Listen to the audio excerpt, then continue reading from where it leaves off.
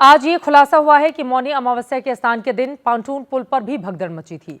इसे हमने भगदड़ नंबर 3 का नाम दिया है क्योंकि 2 भगदड़ की कहानी पहले ही सामने आ चुकी है।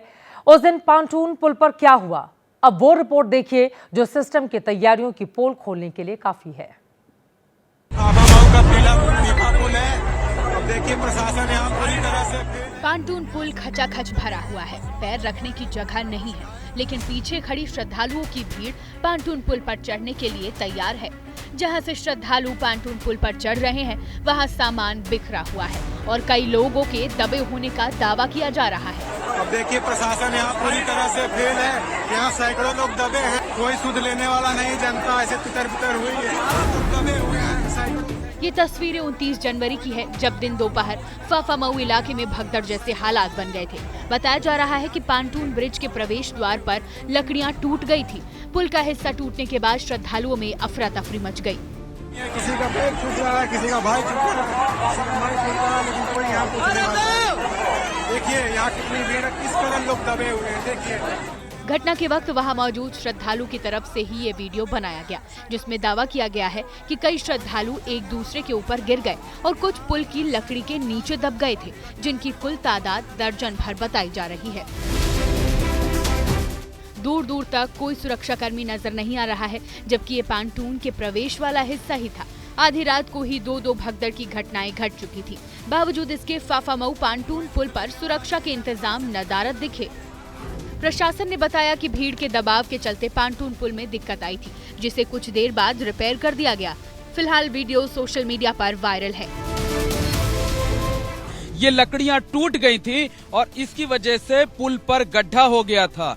पीछे भीड़ इतनी ज्यादा थी कि लोगों को नीचे कुछ नजर नहीं आ रहा था। इस गड्ढे में तमाम श्रद्धालु गिर पड़े। गिरने की वजह से वो दबे और पीछे से जो भीड़ आ रही थी वो उनको कुचलते हुए आगे बढ़ने लगे। असल में मौनी अमावस्या के स्नान से पहले वीवीआईपी मूवमेंट के लिए प्रशासन ने कई पांटून पुलों को बंद कर दिया था।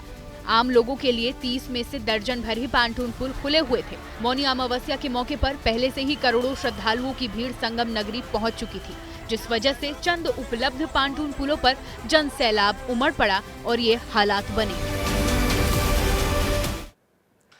कल हमने जनहित में आपको बताया था कि महाकुंभ के सेक्टर 21 में लाखों की भीड़ एक चौराहे पर फंस गई थी। चश्मदीदों का दावा है कि 10 ट्रैक्टर मलबा वहां से हटाया गया है। भीड़ में लोगों को बचाने का दावा करने वाली एक महिला सामने आई है जो सोशल मीडिया इन्फ्लुएंसर हैं। इनका दावा आपको झकझोर कर रख देगा। हालांकि प्रशासन की फाइल में इस भगदड़ का जिक्र नहीं है।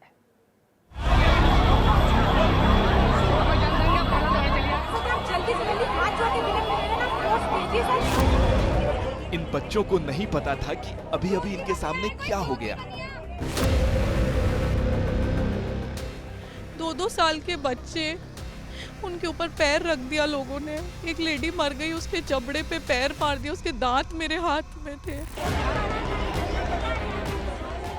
बच्चों की माँ अपने परिवार को बचाने की भीख मांग रही थी। किसी की माँ थी, उसका बच्चा मेरी गोदी में, इससे पूछो कोमल से, मैं उसको लोरी सुनाती रही कि बच्चे को पता नहीं लगे माँ चली गई है। कोई गिर गया है तो पता नहीं कि वो जिंदा है या दुनिया से चला गया। कि जो अपन कहते हैं ना कि दम घुट के कैसे मर सकता है कोई, वो हमने देखा है, घुट घुट के मरते हुए लोग। ये महाकुंभ की वो तस्वीर है जिसकी जिम्मेदारी लेने वाला अब तक कोई सामने नहीं आया। क्या है ये? इस तरह भीड़ में अपनी जान गंवाने के लिए लोग कुंभ गए थे क्या? Social media influencer Tania Mittal का दावा है कि भगदड़ के वक्त वो महाकुंभ सेक्टर 21 में ही थी। उनके आगे करीब 30 से ज्यादा लोगों ने जान गंवाई है। आपके हिसाब से यहाँ क्या आंकड़ा था जिनको न्याय मिलना चाहिए, आप जिनके न्याय की लड़ाई आप लड़ रही हैं? देखिए, खोने वाले ही होंगे कम से कम 400-500 तो यहाँ पे कम से कम, मतलब 30 से तो ऊपर ही गए होंगे 100%। 3-4 तो हल्दीराम में ही पड़े थे ना, हमारे सामने ही थे, तो उसको कैसे डिनाई करोगे? भगदड़ को देखने वाली तानिया ने करीब 150 लोगों की जान बचाने का दावा किया। उन्होंने पुलिस और प्रशासन पर भी गंभीर सवाल उठाए। और मुझे नहीं पता कि क्या पिक्चर बाहर सब लोग दे रहे हैं, बट 8:30 बजे से मैं लाशों के भी मोबाइल उठा के हॉटस्पॉट लेकर सबको कॉल कर रही थी। जितने प्रशासन के लोगों के मेरे पास नंबर हैं, मैंने हर एक व्यक्ति को कॉल करके इन्फॉर्म किया। इस सोशल मीडिया इन्फ्लुएंसर की माने तो सुबह से ही प्रशासन को भगदड़ की जानकारी दे दी गई थी और शाम तक प्रशासन ने भगदड़ के बाद लोगों के गिरे हुए कपड़े, सामान सब ट्रैक्टर में भर लिए, लेकिन अब तक भगदड़ का कबूलनामा नहीं आया। जबकि भगदड़ वाली जगह में एक महिला पुलिसकर्मी अपने आला अधिकारियों से वीडियो के जरिए मदद मांगती दिख रही थी। भीड़ बहुत ज्यादा है, कुछ चीजें मैं आपको वीडियो पे नहीं बता सकते। आप जल्दी से जल्दी हाथ जोड़ के विनम्र निवेदन आप फोर्स भेजिए सर, कंडीशन बहुत बिगड़ती जा रही है, प्लीज सर आप फोर्स भेजिए। बताया गया कि नेटवर्क काम न करने की वजह से अधिकारियों से बात नहीं हो पा रही थी। दावा है कि सुबह मची भगदड़ में इतने लोगों की मौत के बाद नाम मात्र की एम्बुलेंस ही भगदड़ वाली जगह पहुंची थी। त्रिवेणी संगम के दूसरे साइड मची इस भगदड़ की आधा दर्जन गवाहियां अब तक मिल चुकी हैं। बावजूद इसके ये घटना पुलिस की डायरी में बतौर भगदड़ दर्ज नहीं है। महाकुंभ में दर्दनाक हादसे के न्यायिक जांच के आदेश पहले ही दे दिए गए थे। आज न्यायिक आयोग की टीम प्रयागराज पहुंची। चश्मदीद, पीड़ितों और सुरक्षा कर्मियों के बयान दर्ज कर हादसे की तहकीकात शुरू हुई है। इंतजार सच के सामने आने का है। पूर्व न्यायाधीश हर्ष कुमार, पूर्व IAS DK सिंह और पूर्व IPS VK गुप्ता,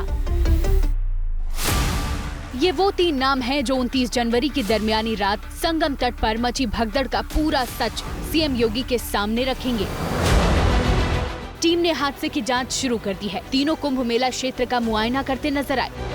मौके पर मौजूद सुरक्षा कर्मियों से घटना के बारे में जानकारी ली और उसे पन्नों में दर्ज करते दिखे।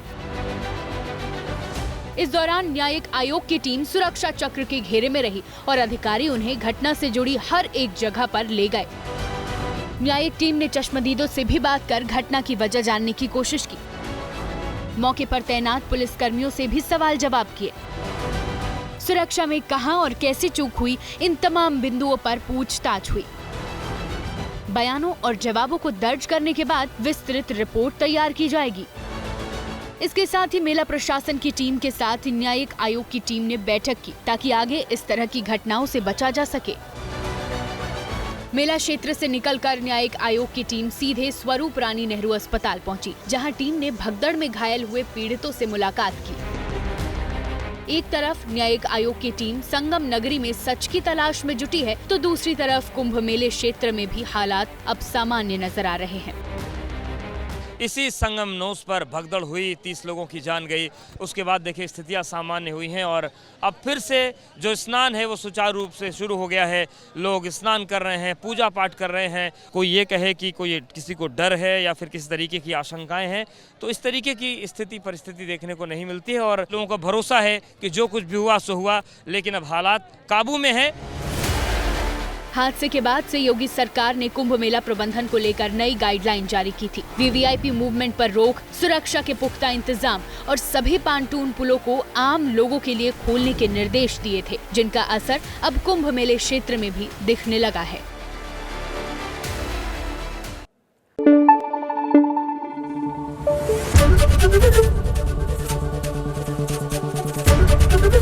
ABP न्यूज आपको रखे आगे।